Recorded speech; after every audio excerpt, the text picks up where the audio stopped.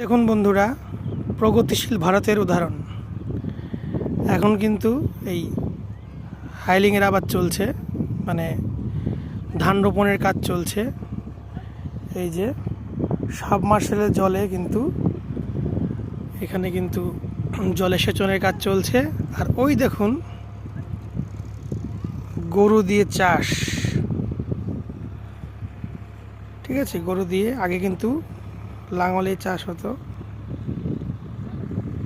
এই যে ধানের চারা, আর ওই ওখানে কিন্তু ধান রোপণের কাজ চলছে। এইবার দেখুন প্রগতিশীল ভারতের উদাহরণ। ওই দেখুন ট্র্যাক্টরে চাষ চলছে। একদিকে যেমন হাল গরু সেটাও কিন্তু আছে, আবার এদিকে আধুনিক ভারত যে উন্নত দেশ,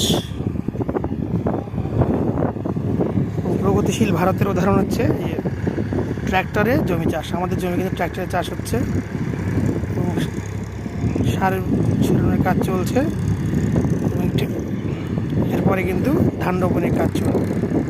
তো আমরা কিন্তু পিছিয়ে নেই কোনো দেশের থেকে।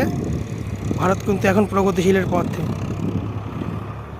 যারা যারা আমার সাথে একমত, যাদের জমি আছে তারা কমেন্ট করে জানান কাদের জমি আছে, আর লিখুন জয় হিন্দ।